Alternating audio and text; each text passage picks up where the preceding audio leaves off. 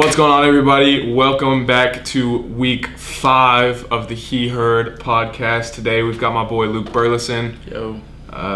If you go to SWU, you'll see Luke always following Sean around. That's crazy. That's how we know of Luke here. No, I'm just kidding. Luke's amazing guy on the soccer team, absolute brother of mine, and he's from Greensboro, North Carolina? Yeah, around that area. Yeah, so, awesome guy, awesome dude. You've heard us talk about him in the previous episodes.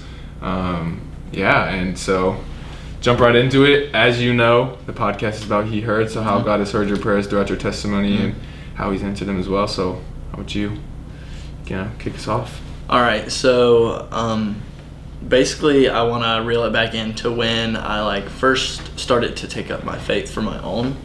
I'd been in the church my whole life, kind of knew what it was, but I didn't take that for myself in that sense.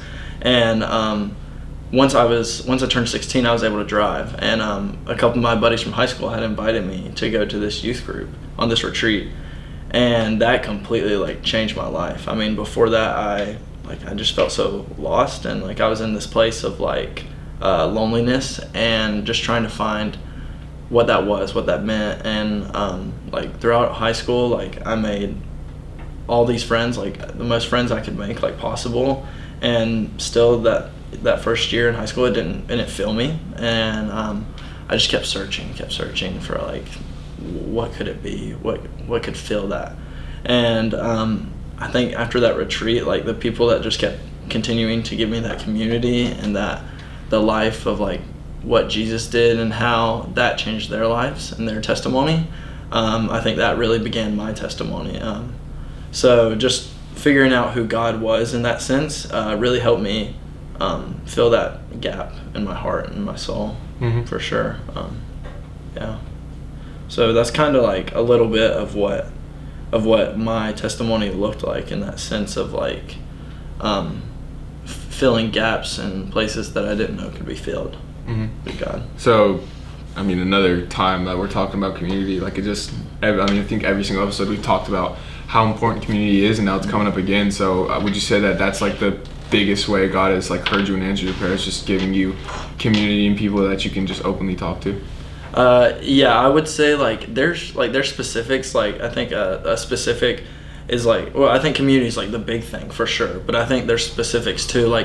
I think God gave me a mentor that really helped me grow in areas that I didn't know I wanted to, and he pushed me in places that I didn't want to be pushed. And I think that's what helped me the most, specifically when you get down to the details. But overall, yes, I would say that community welcomed me in and made me one of them. And I was able to become what God is, longing for me to become, step by step. Obviously, we're still young, so figuring that out is going to take time. But I think I'm taking the right steps and being obedient in God's call through community, which is I think the way that he's heard me by giving me that, for sure. Yeah. You mentioned that mentor. Can you tell us a little bit more about who he is and how he's really just pushed you forward? Yeah. So my mentor, his name, it was my youth pastor actually. His name is Stephen Dillon. He's a incredible guy. I think he exemplified what a godly man can look like. And in my life, I had seen that, my father had shown me that, but not in the context of reaching out to my culture and who I was as a kid. And obviously that's a youth pastor's job, to reach out to kids and to reach them in a way that you can teach them and evolve them in their faith.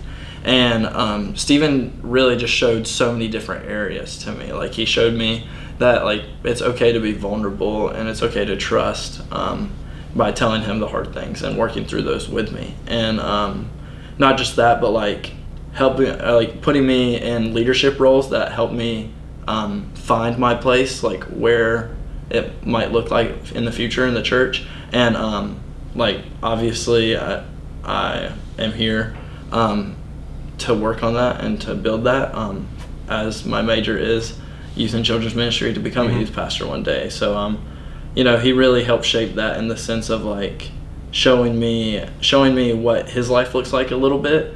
And I think that's the major part of it, because a lot of the times today people don't show you like a little insight of their life, and when they do, it just feels like this person trusts me. Like they want the best for you. They want you to grow. They want you to be like the best you and who God is like working you to be, and that itself, like involving his life with mine, like made the difference for me.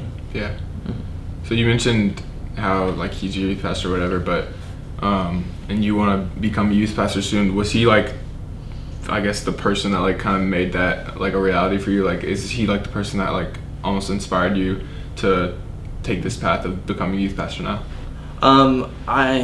So calling can be a difficult thing, for sure. I think, yes, he did help me get that way, but also like calling is difficult in that sense. And I would say, like, for me, it was hard in the sense because I had to like look deep within and make sure that I wasn't just doing that because he's doing that, and I wasn't idolizing him and putting him like over what God wants for me. And there are so many different things that can help you with that. Like there are a couple books on calling that I've read that help with that, and I would say that for me it was like the confirmation of others and not just him. Like, yes, he was telling me like, yeah, you need to go into ministry, like you have to, like, it don't matter what it looks like, but you have to. But I think it also helped when other people told me that. Like, there were other people at this camp I go to that were like challenging me and like inspiring me in that sense. So that definitely helped whenever you have other people in the church setting who push you in that sense of like, you know, you should do this, you need to do this, this is where you're called. But yeah, I would say calling is definitely difficult in that area of like saying that he was the one that like, you know, put me in that sense, because I don't want to idolize people ever. I just follow God and what he's calling. So yeah. I think I mentioned last episode I was thinking about changing my major to Christian ministry or doing the double major, and I officially did that. And the first guy I texted was my youth pastor, Shane. Awesome. Big shout out to Shane. And I just like, it was one of those, like, I just like wanted some confirmation because I knew like in my heart, like I felt like I wanted to do this, but I needed like one, advice, and two, like if he's felt that, and he immediately confirmed that with me, and I was like, okay, well, sick. And so that's what the decision I made, and I think I'm so happy with the decision. So a little bit off the ministry path here, but you are in a very, very healthy and happy relationship, aren't you, my friend? Yes, sir. Yes, sir. Yeah. So how is that, Andrew? You gonna hop in? Oh, okay. How is that just I guess kind of pushed you even farther in your faith, or how have you guys grown together in your faith? Because I think that's such a, like, being in a relationship, it's been a year and some change? Some change, but yeah. So, I mean, that long relationship is going to be a very, you know, kind of defining and molding part of your faith. So how's it helped? So I would say that for anyone, and just in general, like, relationships are hard and love is tough. It's like, I think love is perceived wrong in our culture, and like just in the setting we're in. Like, I don't know if it's the whole world, but obviously you see on TV and entertainment, like anything entertainment, of love is first sight, love is sex, love is, it displays love in a wrong manner. Love as lust. Yes. And for me, something that it took for this relationship to happen was for me to redefine love, to redefine what it meant. And you can go through like the Song of Psalms or like Solomon and read of what that looks like and how love can be so many different things. And culture does display that, like that it's different things, but just in the wrong manner. And I think it's crucial to start your relationship off with that, but knowing that it's not always daisies and roses. It's not always going to be pretty. It can be those tough conversations and praying together and working things out, but it's definitely worth it in the end. God made it for a reason. There's marriage to become one, and that's the goal that you work towards every day through love. But in the end, I would say that, you know, love gives you so much more than you could ever like put into words. Love is this feeling of support while also having someone to criticize you, but constructively, and also just continue to grow you as a person every single day. There were so many aspects to love that I had no clue about, because I'm really not a person that dates a lot. I didn't date throughout all middle school or high school until my senior year. I was like, let's go for it. And from there, it's been beautiful. Yeah, Andrew just flashed me a smile because he knows that I'm the complete opposite. But yeah, I mean, it's been honestly like truly just, I want to say inspiring, but I don't know if that's the right word, but just to see you and Nora's relationship, because just shout out Nora. Shout out Nora. Shout out Nora. Yeah, I mean, I think anybody that knows me knows had a few failed relationships here and there. So you know, it's just been really inspiring to kind of see the right way and see how to do it, and just like almost like like shape and like have a picture of what a future relationship should look like. And yeah, it's been great to see. And I mean, just tell us a little bit more about like the long distance thing. Like you know, that can be very, very, very, very, very tough. Long distance is tough, for sure. I think it's more tough than like anything that I don't know if it's anything I've ever done, but it's up there for sure. Especially when you are in this relationship where you feel like you're getting it down, and then a curveball comes in. I mean, obviously I knew I was going to go to college. I knew it was going to be here, and we knew for a while, but I just didn't know what it looked like. And honestly, this probably has been the toughest bump in our relationship, for sure. Having to fight for time for each other and making new community, especially for like both sides, because a lot of people on her side were seniors and they left for college, and a lot of the stuff on my side is gaining new people also. So we're trying to make time to do the godly things and community, and make a community that's strong, built on God's foundation, while also trying to love each other from a distance. And that has been super tough, but having someone to lean on, even through the phone, has been something that's been crucial to me. Through every night, every day, every part of my day. But yeah, communication is key. I can say that about long distance. It's key. Yeah, I mean, you've been smiling this whole time while talking about her, so I think it's pretty clear to see that my guy likes Nora. My guy might like her.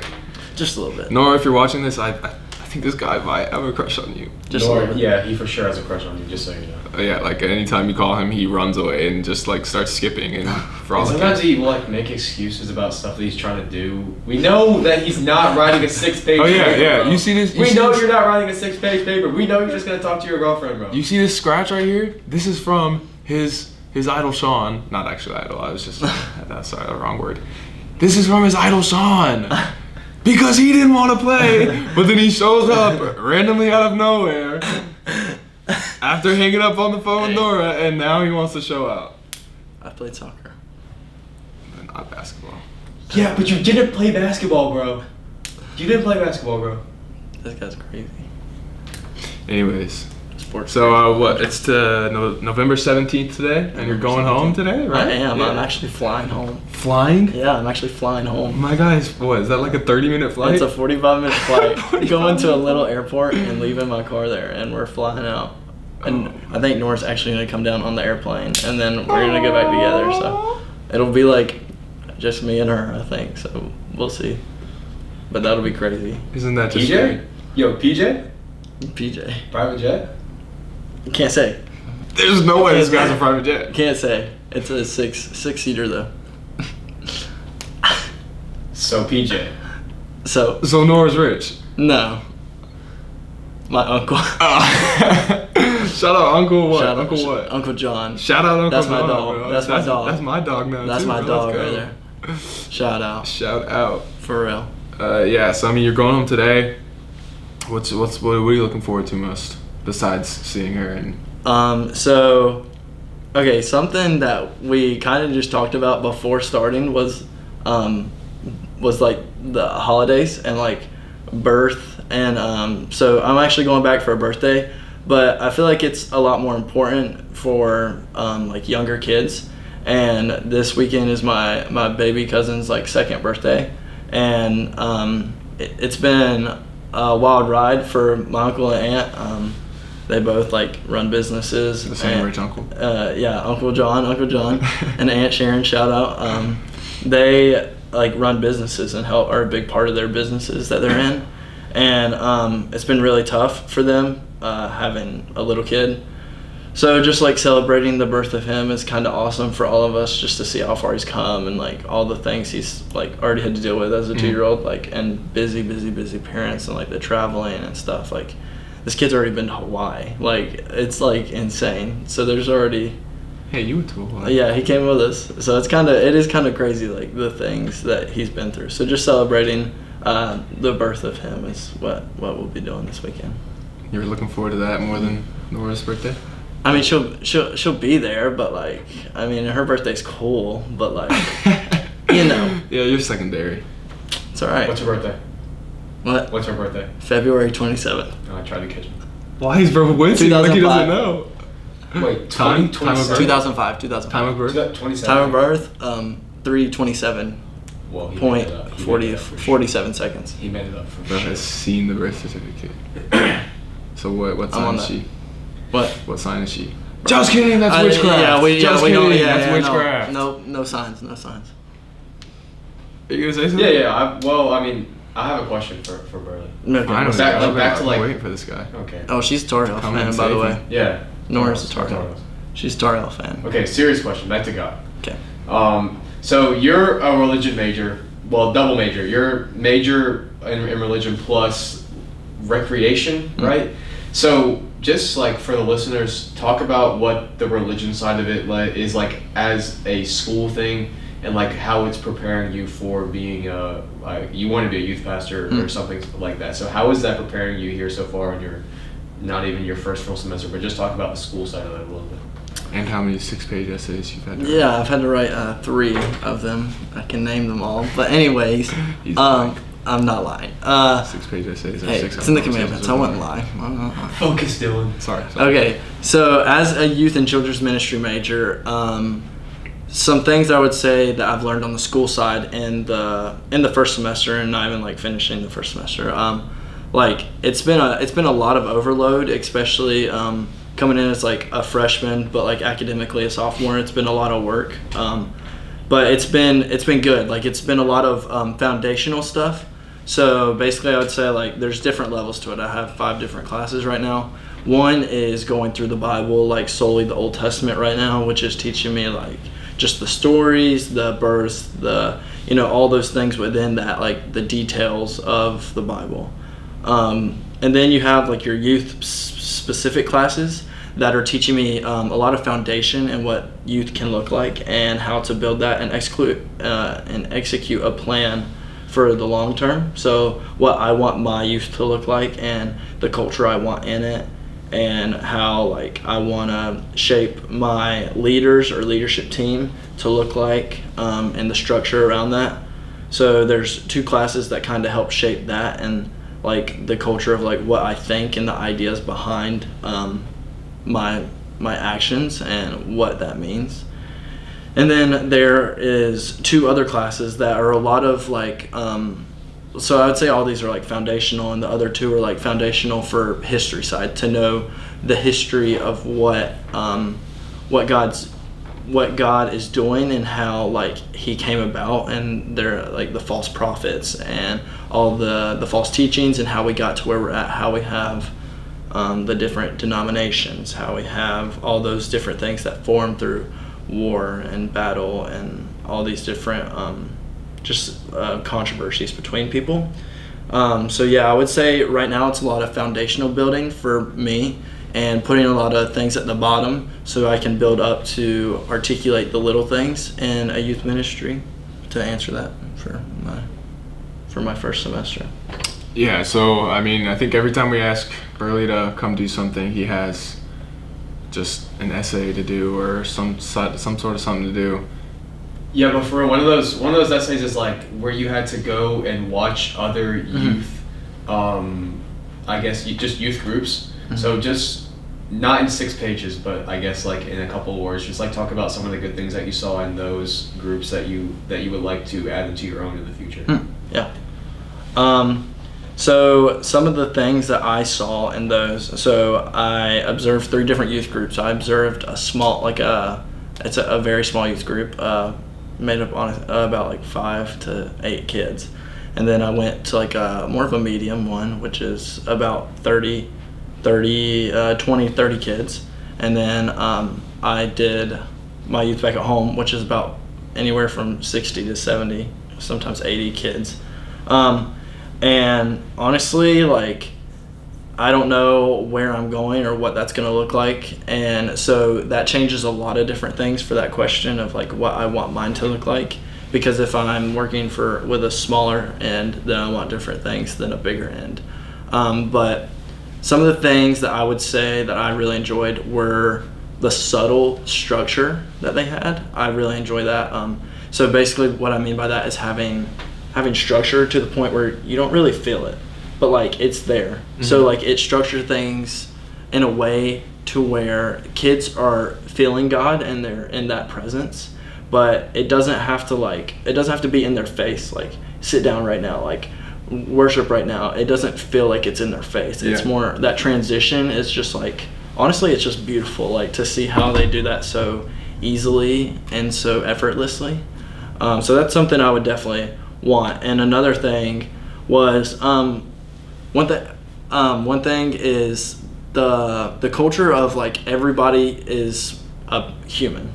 Like everybody's human. Everyone's able to interact with everyone. It doesn't matter where you come from, what you look like, what you've done in the past, because you're all there for God.